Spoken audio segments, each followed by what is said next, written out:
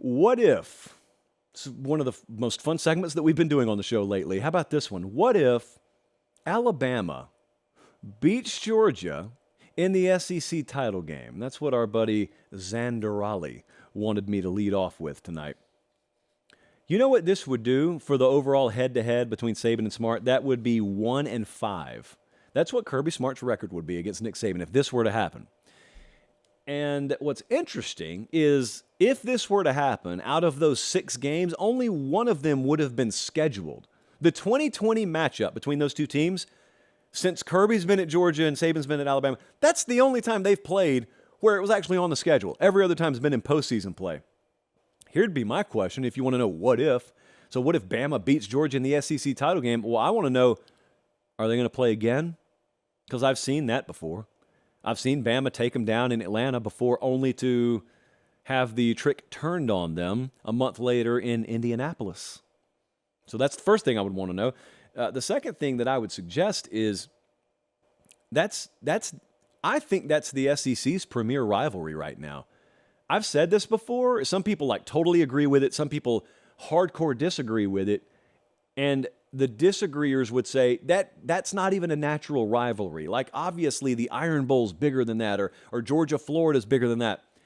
Historically, yes. But if I were to go to St. Paul, Minnesota, and ask them which matchup they think about right now in the SEC, like for control of the conference supremacy, or which one has the most storylines baked into it, which one's the most intense, which fan base is paying attention to the other fan base most, and vice versa, it's Georgia and Alabama. No, they're not natural rivals. They're hardly ever scheduled to play, although that will soon change, and they are scheduled to play next year in Tuscaloosa. Doesn't matter. They are each other's recruiting equal. On the field, they are each other's rough equal every year. And so that's what I would think. That's my answer to the what if that happened. Next up, I hope this is true. Oh, I hope this is true. Eric hit us up and said, what if Virginia Tech makes a year 2 leap under Brent Pry? Eric, I wish you would have defined what leap means, but I'm going to define it for you. So they were 3-8 last year. Let's say they're bowl eligible. So let's say you're predicting them to go 6-6. Well, that would be the first time in 3 seasons they've been above 500. Yeah, they've had 3 losing seasons in a row up there. It's tough. They were 3-8 last year. Remember, they didn't play the Virginia game. They had the shooting up there, so they didn't play the game. So that's why the 11 total's there. Speaking of totals, 5.5. That's the over-under win total. So I'm just, by half a game, I'm asking for the over to hit here. As schedules go, they've got a pretty workable one. Now, here's the problem. Them being on your schedule also indicates it's workable for you because Virginia Tech's in the bottom half of the conference. But if they're going to be above and beyond expectation level this year, they avoid Clemson. That's a good thing. They avoid UNC. They avoid Miami. If they're winning a bunch of one-possession games and, they have a little quantum leap of their own in terms of quality of team, it helps to play 4 of the bottom 5 teams in terms of preseason odds. That helps, yes, but it's still going to be quite an effort. Now, they are recruiting inside the top 40, so there's that. Producer Jesse tells me they are recruiting inside the top 40. What about another program that enjoyed wild success 2 years ago, crippling disappointment last year, and no one knows what to expect from them this year? That would be our Michigan State Spartans. And Smith hit us up and said, what if Michigan State has another losing season? Now, this gets really dicey. This is thin ice, hot blades, or is it? So naturally, everyone looks at this and says, oh, well, if they go sub 500, Mel Tucker's out of there. Is he, though? Is he really out of there? And what I'm asking you is, are you really about to pay that man $76 million not to coach football? It's fully guaranteed. If they fire him without cause, and they can't say, we have cause, it is because he's losing. That's not cause. It's not how that works.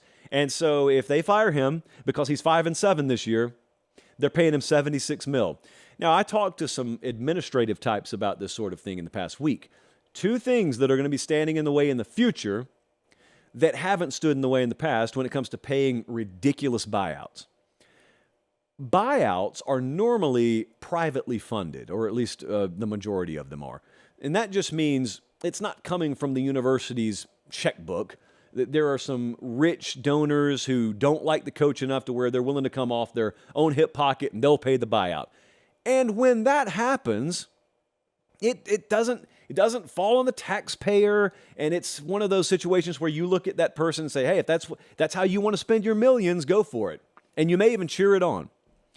Well, that's happened in the past. Here is the problem. That money's not going anywhere. So a lot of these universities still have the same donor class. They still have the same pool of resources that theoretically they could get their hands on if they needed. Problem is those resources are being redirected. And they're being redirected to NIL. So if I am running Pate State and Director Colin is a very philanthropic, multi-million... Colin, you want to be a billionaire? Yeah, Colin's a billionaire. Don't ask how. It's none of your business, but he's a billionaire. Several different businesses. And so I can go to Colin and I need to buy out a coach, and he is my Phil Knight. He'll help me buy it out. Well, Colin, unbeknownst to me, only earmarks a certain portion of his wealth towards Pate State athletics. Doesn't matter that he's worth more. He has decided, being the wise money manager that he has been, he's only going to spend this much and gear it towards Pate State athletics. Well, Colin has heard about this thing called NIL. And Colin has decided, I'm taking this money and I want it to be put into acquiring athletes. I'm tired of paying coaches not to coach. I want to go get the proper athletes so they win so we don't have to fire them.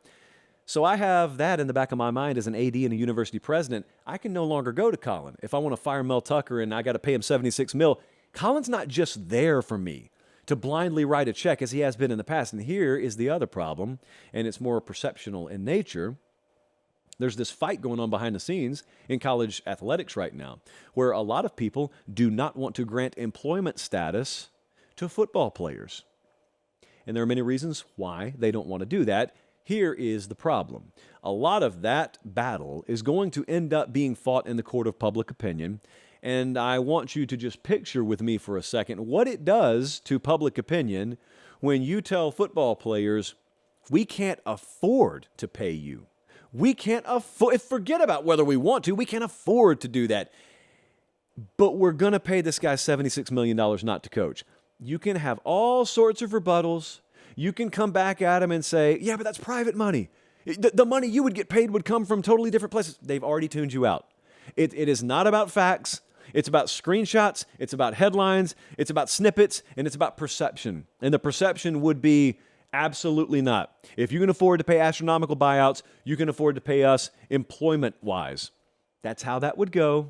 I'm telling you that's how that would go. And that's how a lot of the administrative types in college football know that would go. And so for that reason, I don't think Mel Tucker would be fired if he went sub 500 again.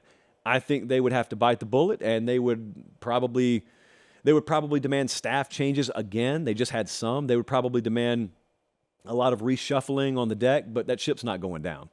At least not this year, I don't think. Lastly, this one would be interesting too. We have a little situation in college football right now where we may be contracting into sort of a power two model, but a lot of us don't want to see that happen. So Grant asked, what if the ACC and the Pac-12 get left out of the college football playoff this year? Well, Grant, this would not be good for those of us who want to see the figurative wealth spread around the sport a little bit more, and that just means success in more corners of the country, which brings bigger paydays, which gets reinvested, which hopefully leads to, you understand how that works. This would not be good. This would be the antithesis of that. If the ACC is out, that would be the third straight miss for the conference. If the Pac-12 is out, that would be the seventh straight miss for the conference. And forget about what that does on the surface. And forget about how much that potentially allows the SEC and the Big Ten to load up multiple teams, depending on what the Big 12 did, and Notre Dame, and the G5. Aside from all that, what happened to Clemson in this scenario? What happened to FSU? USC, what happened? The rest of the Pac-12, I just assume you cannibalized yourself. Is that what happened? And there's a lot of what here. I want to know the why. Like, how did that happen? Wouldn't be a good time. For those of you who do not like the consolidation of playoff spots for a few conferences, it would not be a good late December and January for you there. So if you love the sport, I would root against that.